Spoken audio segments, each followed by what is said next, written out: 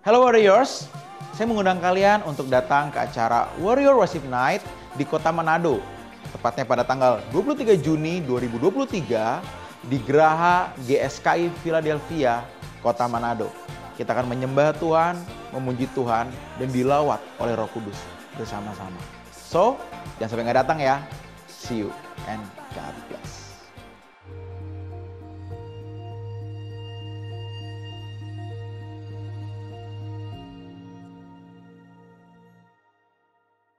Salam saudara, kita masuk Abam episode 679. Ya, 679. Dari pria usia 48, Bandung, Jawa Barat.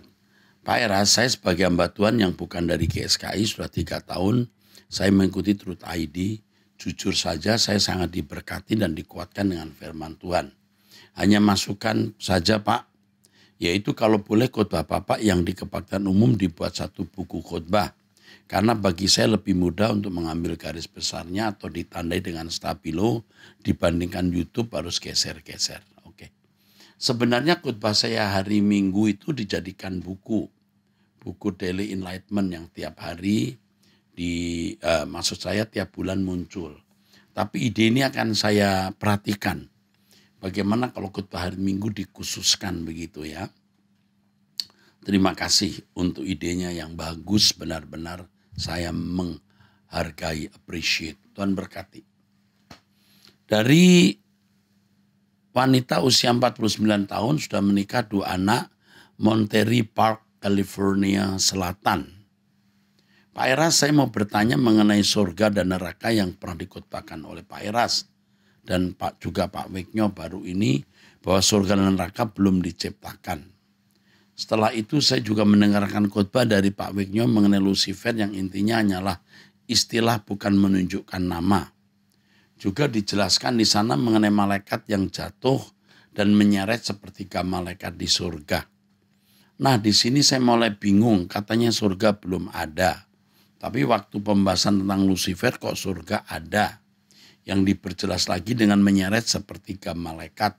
Tolong bisa dijelaskan kok bisa begini. Padahal surga yang dimaksud dikhotbahkan itu berarti surga ada sebelum Adam diciptakan. Saya pengen ikut grup WA Truth ID kalau sudah ada. Oke, mungkin bisa dibagikan ya. Grup WA Truth ID. Kalau sudah ada, terima kasih untuk pelayanan Pak Erastus, Pastor Erastus. Oke. Ibu yang ada di Monterey Park, California Selatan. Begini Bu, surga yang sekarang ada, di mana iblis pernah memberontak itu surga di mana Allah Bapa berada. Ya, dan tentu sekarang ada Tuhan Yesus, juga Musa, Henok, Elia. Sedangkan surga untuk manusia Yesus sedang buat. Pergi menyediakan tempat, kalau sudah jadi, Dia akan turun dan menjemput kita, membawa kita ke tempat itu. Dan Yerusalem turun dari surga. Surganya Bapa maksudnya yang merupakan kiasan bahwa pemerintahan datang dari Allah Bapa. Jadi surga untuk manusia hari ini memang sedang dipersiapkan Tuhan Yesus. Dan semua orang mati sekarang masih dalam bentuk roh. Ya, kecuali ada beberapa yang diangkat Tuhan hidup-hidup dan yang bangkit pada waktu Yesus mati dan bangkit yang sekarang menjadi 24 tua-tua di sekitar tahta Allah. Termasuk Abraham, Samuel mungkin dan orang-orang saleh lain. Nah surganya manusia nanti kalau sudah siap kita akan dijemput Tuhan Yesus dibawa ke sana dan bumi ini yang akan jadi neraka. Jadi kalau neraka belum ada maksudnya neraka terakhir di bumi ini. Kalau sekarang orang mati ada di Hades atau Sheol, itu seperti neraka. Tetapi itu belumlah neraka terakhir. Karena kalau neraka terakhir itu setelah tubuh dibangkitkan, yang satu naik ke surga, dimuliakan, ya di tempat langit dan bumi baru itu, yang saya sering sebut, dan yang lain masuk tinggal di bumi ini. Di bumi ini, ya, yang akan jadi neraka. Tuhan memberkati. Oke, Dari pria usia 44 tahun, duda di Kendari, Sulawesi Tenggara. Pak, apakah orang Kristen bisa pelihara anjing karena pendetaku mengatakan najis, dan bisakah makan babi karena pendetaku mengatakan najis juga? Kenapa pendetamu bicara begitu ya? Anjing itu ciptaan Tuhan, boleh dipelihara ya, boleh dipelihara. Anjing itu ciptaan Tuhan. Makan babi juga boleh, asal tidak banyak. Udah cukup. Oke. Wanita usia 40 tahun single, nganggur. Pak Era, saya suka bilang mau berhenti kerja sama bos, padahal tidak dipecat. Saya selalu kerja sebentar-sebentar, sudah minta berhenti karena masalah bosnya yang galak dan rekan kerjanya yang jahat dan kerjanya berat. Lalu saya harus berusaha cari kerja lagi, tapi kalau sudah dapat kerja baru 1 atau 2 atau 3 hari sudah minta mengundurkan diri. Saya selalu begini hidupnya. Saya harus bagaimana, Pak Pendeta? Kamu ini sakit. Jiwamu sakit. Kamu harus belajar untuk hidup dalam keadaan yang tidak nyaman. Tempat kerjaan yang tidak nyaman, lingkungan yang tidak nyaman, bos yang galak, teman kerja yang jahat. Di situ kamu belajar bertumbuh dan dewasa. Kalau kamu mau cari tempat nyaman, ada, tidur di kuburan. Udah, nggak ada masalah. Tapi kalau kamu belum waktunya tidur di kuburan, kamu mau tidur di situ, kamu masuk neraka pasti. Artinya belum waktunya meninggal, mau meninggal. Hanya di surga tidak ada penderitaan, tidak ada bos yang galak, tidak ada teman kerja yang jahat. Jadi belajarlah ada di lingkungan yang tidak menyenangkan dan bertumbuhlah dewasa. Berkemas-kemaslah untuk ke surga bersama kami. Oke? Doa pagi, dengarkan firman, kamu harus dewasa. Umurmu sudah 40 tahun. Kamu punya jodoh enggak sih? Punya anak enggak? Kayaknya belum ya. Jadi kamu tidak boleh manjakan perasaanmu. Kamu harus dewasa. Dengarkan khotbah saya, kamu akan sering mendapatkan inspirasi untuk menjadi orang yang tahan goresan. Oke? Ikuti nasihat saya, ya. Belajar ada di lingkungan yang tidak mengenakan supaya kamu dewasa. Oke? Tuhan memberkati. Amin. Dari wanita usia 53 tahun. Pak Era, saya bergereja di Rehoboth sekitar 13 tahun. Ikut Pak Eras di Penin, Gajah Mada, sampai akhirnya stay di Mall Arta Gading. Saya cuma mau bilang terima kasih untuk ajaran Pak Eras yang saya terima. Nggak gampang harus dengar ulang-ulang by YouTube sampai sekarang. Bikin hidup jadi ikhlas dan bersyukur. Cuma masih kurang sabar, kurang banyak kesabarannya. Sakit hidup keuangan saya hadapi. Baik proses dengan berdoa. Gimana saya tidak respect sama Pak Eras? Saya sangat respect sama Bapak. Bapak selalu bilang ketika ada yang bertanya di Abam, Bapak selalu bilang saya juga sedang belajar. Tidak merasa lebih hebat. Terima kasih banyak untuk pembelajarannya, Tuhan berkati. Dari saya dan suami. Terima kasih Ibu, memang saya masih belajar Ibu.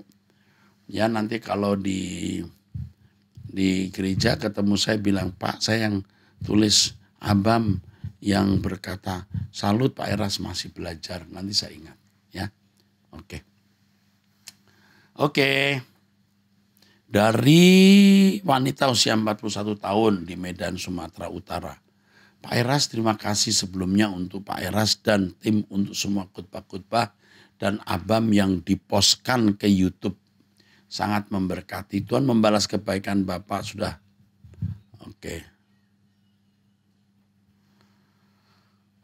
Tuhan membalas kebaikan Bapak. Saya sudah menikah 16 tahun, tidak diberkati di gereja karena dulunya kami dari agama sebelah. Dikaruniai 3 orang anak, sudah 7 tahun ini suami saya berpoligami. Dulu 1 tahun pertama kejadian, saya berontak dan minta cerai. Tapi suami tidak mau cerai. Sikapnya sangat baik terhadap saya. Bahkan 5 tahun lalu ketika saya sakit kanker, suami mendampingi dan merawat saya. Puji Tuhan saya diizinkan sembuh dan saya banyak belajar dari kejadian sakit. Saya tidak mau stres lagi. Sejak itu saya praktekkan diam. DIAM besar terhadap suami, tapi saya tidak sekalipun menunjukkan sikap yang setuju untuk poligami. Hasilnya rumah tangga kami lebih tentram, tidak ada lagi pertengkaran di rumah, anak-anak juga tidak ikut stres melihat kami bertengkar di awal-awal tahun tersebut. Tapi suami saya tidak berubah, tetap berhubungan dengan wanita itu sampai melahirkan seorang anak yang sekarang usianya 3 tahun. Sikap suami terhadap saya sangat baik, lembut, tapi kalau saya cuekin tidak mau melayani dia, karena kadang saya merasa sangat jijik, dia bisa marah kalau tidak dilayani. Suami membagi waktunya, terkadang tidak pulang rumah. Suami pernah meminta kepada saya untuk mau berdamai dan terima keadaan poligami. Dan saya tetap kekeh no. Kadang saya sangat lelah, Pak. Rasanya lama dan gak sabar lagi untuk hidup terus dalam keadaan seperti ini.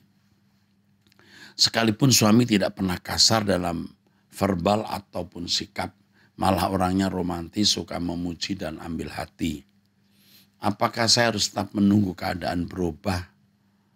Oh ya Pak, apakah ada hubungannya dengan kutu keturunan? Karena mertua saya juga poligami dan tinggal satu atap dengan kedua istrinya. Dan akur-akur saja. Ini sudah ketularan, ya, artinya suamimu melihat bapaknya punya 2 istri bisa rukun-rukun satu atap lalu dia ikut-ikutan. Ini ya, berpoligami seperti ini di agama lain bisa diizinkan, tapi di Kristen tidak.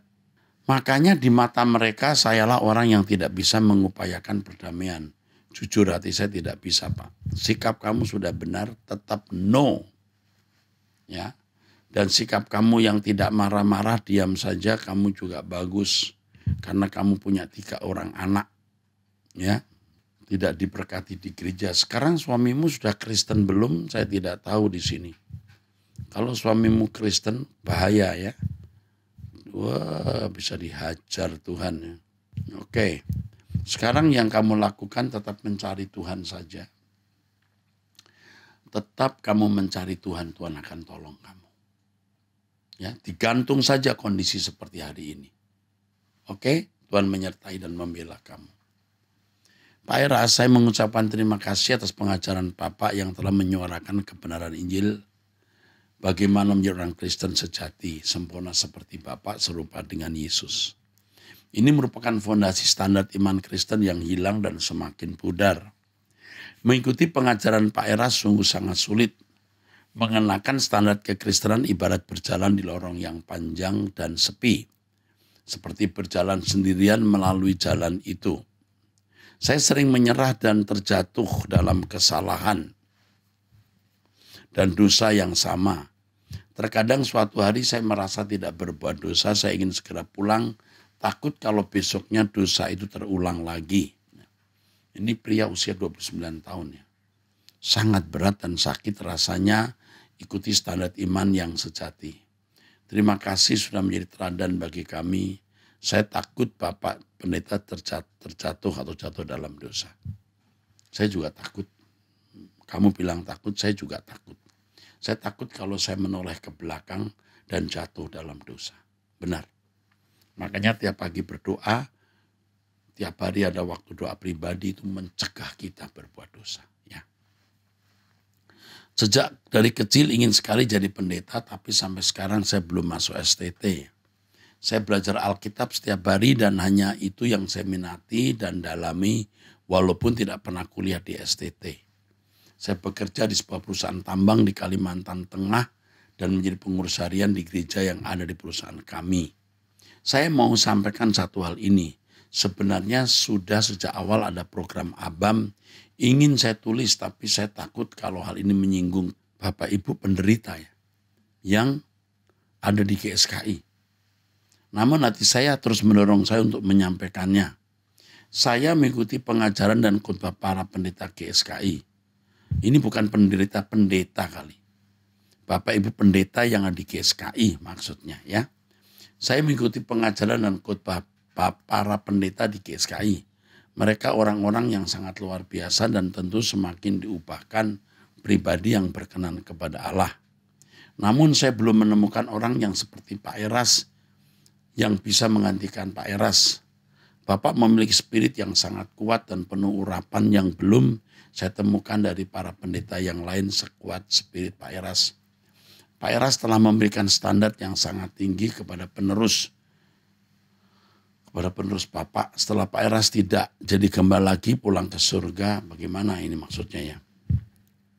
Yang saya pahami setelah mengikuti pengajaran Pak Eras, saya mengerti bahwa manusia tidak hanya diciptakan untuk menjadi corpus delicti saja, tapi Allah ingin menciptakan manusia yang menjadi bagian dari keluarga kerajaan surga untuk selama-lamanya dan menjadi kawan sekerja Allah. Kalau hanya menjadi corpus delicti, maka konsekuensi logikanya setelah manusia memenuhi kuota untuk membuktikan iblis bersalah, maka selanjutnya Allah tidak punya karya kekal untuk manusia. Dan seakan-akan Allah hanya memperdayakan manusia saja. Pengajaran Pak Eras menguatkan indikasi bahwa manusia memang sejak dulu diciptakan untuk menjadi bagian dari surga dan karya kekal Allah yang agung. Tapi dengan kejatuhan iblis dan pemberontakannya, manusia harus menjadi corpus delicti, sesuatu yang tidak bisa dihindari bagi orang percaya, karena orang Kristen dipersiapkan untuk dikembalikan ke rancangan Allah yang semula dan menemukan kemuliaan Allah yang hilang, yang seharusnya menjadi standar hidup seluruh umat manusia sebelum jatuh dalam dosa. Dan menjadi corpus delicti sebenarnya dimulai dari Adam, tapi Adam jatuh dalam dosa.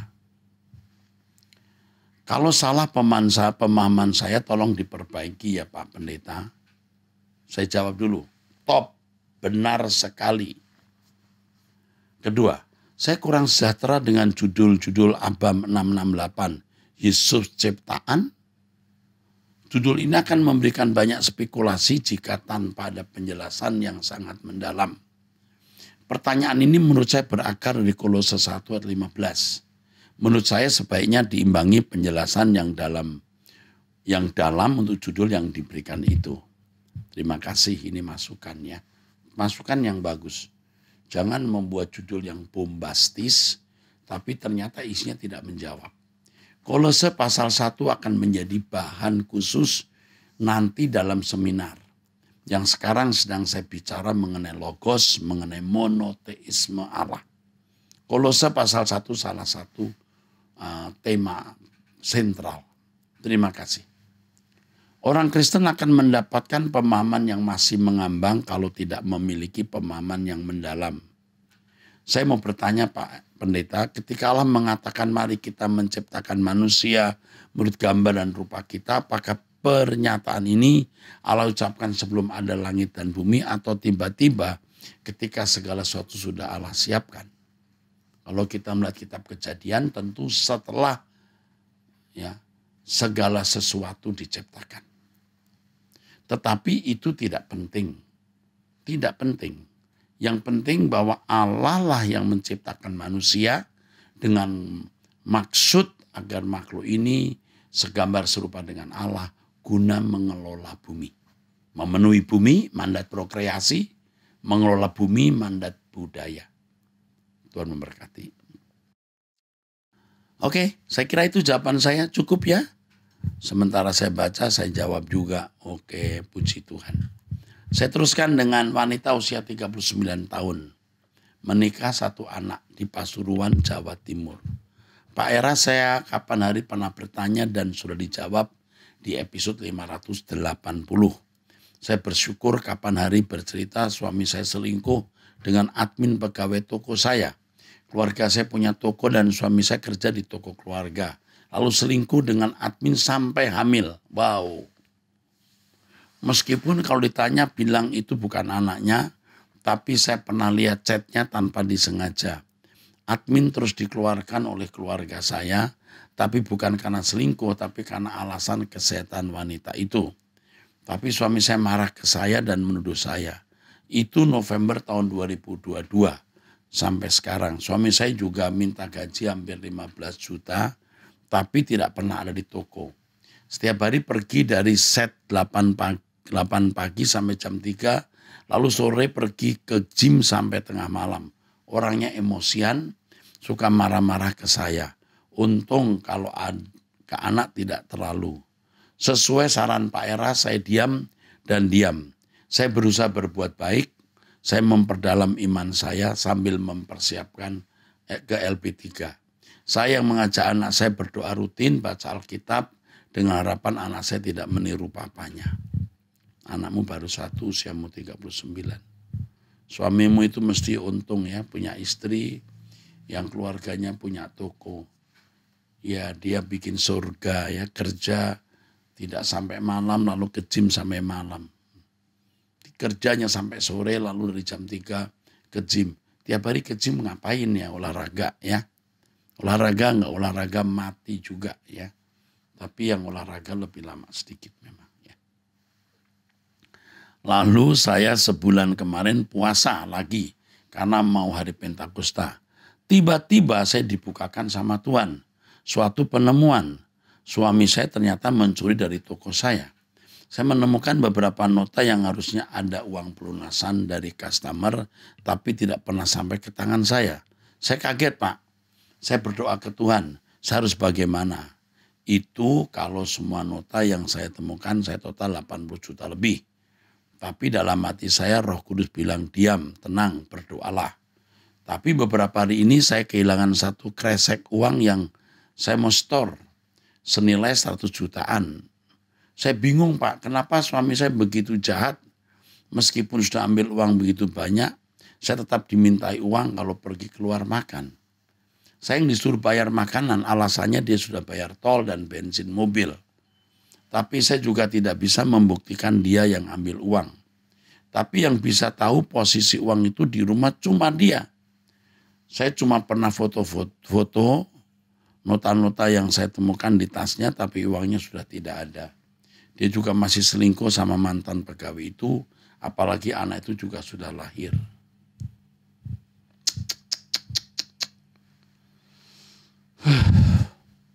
Saya harus bagaimana? Saya harus bersikap bagaimana? Lalu saya juga mulai tidak ingin berhubungan dengan badan dengan dia. Lalu dia menuduh saya punya pria lain. Saya bilang ke dia saya tidak punya. Tuhan adalah saksi kalau saya tidak memiliki pria lain. Dia malah ketawa mengejek saya dan bilang tidak mungkin. Ini pria jahat. Jahat, munafik, penuh kepura-puraan, tidak jujur. Ya. Dia mengatakan Anda punya pria lain itu hanya sebuah bluffing saja. Apakah saya boleh menolak berhubungan badan? Mestinya tidak ya. Kamu mesti harus melayani suami. Kecuali kamu temukan dia masih berhubungan badan dengan orang. Kamu bisa menolak. Ya. 3, apakah anak saya bisa kena kutuk karena kelakuan papanya yang seperti itu? Kutuk artinya hukuman. Anakmu bisa kena hukuman juga bisa tidak. Tergantung kesungguhanmu mencari Tuhan. Mohon perlindungan Tuhan supaya anakmu tidak terkena kutuk. Tidak terkena hukuman dan tidak mewarisi karakter buruk ayahnya. Oh ya Pak, sebenarnya juga suami saya mulai diperingati Tuhan. Tapi hatinya bebal. Dia sakit batuk sudah hampir 7 bulan tidak sembuh. Sakit kepala sering, sakit mah. Pernah riaknya bercampur darah juga, tapi tidak mau ke dokter. Katanya kalau saya ajak ke dokter, dia bilang mau store nyawaku ke dokter ya. Gitu jawabnya. Tapi saya tidak balas. Saya diam saja. Saya juga tidak mau paksa dia. Suamimu itu pria yang tidak tahu diuntung. Pasti dia digampar Tuhan. Pasti dia digampar Tuhan. Pasti dia digampar Tuhan. Saya tidak sedang mendoakan, saya menunjukkan keadilan Tuhan dan kehadirannya di dalam hidup manusia, karena Tuhan itu hakim. Ya, ibarat di lapangan itu dia wasit, prit-prit, pelanggaran, kasih penalti. Jadi kamu cari Tuhan terus seperti yang kamu sudah tulis. Kamu bersiap-siap ke LB3, ikut doa pagi bersama saya, dengarkan khotbah saya. Hemat uang. Jangan percaya suami ini. Pria ini tidak jujur. Tapi suatu hari akan ditelanjangi dan dia pasti akan dipermalukan. Saya tidak mengharapkan dia dipermalukan, tetapi hukum ini tidak bisa dihindari. Yang ditabur itu dituai. Kamu harus tahan dulu sementara waktu. Ya, tahan dulu. Jangan menunjukkan penderitaanmu di depan anak dan orang tuamu. Sebisa-bisanya kamu sembunyikan semua itu supaya tidak menambah beban penderitaan orang tuamu. Walaupun keadaan rumah tanggamu seperti ini, kau bisa menikmati sukacita di dalam Tuhan. Tetap bisa. Oke, Tuhan memberkati. Dari istri pendeta usia 52 tahun sudah melayani 20 tahun. Saya seorang istri pendeta tinggal di pedesaan, umur saya 52 tahun. Kami melayani 20 tahun. Pengajaran yang kami ajarkan semua dari pelajaran yang kami terima dari Pak Eras. Walaupun kita beda organisasi, karena menurut pemahaman kami yang diajarkan Pak Eras itu sangat jelas harus berkemas-kemas untuk pulang ke LB3. Tetapi jemaat yang kami layani banyak yang tidak terima, Pak. Apa yang harus kami lakukan? Bahkan ada yang keluar katanya tidak mampu soal perpuluhan. Katanya tidak mampu soal perpuluhan, kami tidak tekankan. Bahkan segala yang namanya persamaan kami juga tidak paksakan. Karena yang kami layani orang susah. Orang yang susah kami juga harus bekerja untuk kebutuhan kami sehari-hari. Jadi apa yang harus kami lakukan, Pak? Tolong kasih kami solusi, Pak. Terima kasih, Pak, atas jawabannya. Bu, tetap saja menyampaikan kebenaran dan selalu saja ada orang yang menolak dan pergi dari gereja. Saya sudah mengalami. Biar itu menjadi pemurnian atau penampian. Yang mau mendengar berarti mereka orang-orang yang punya nurani baik. Saya sudah mengalami ini.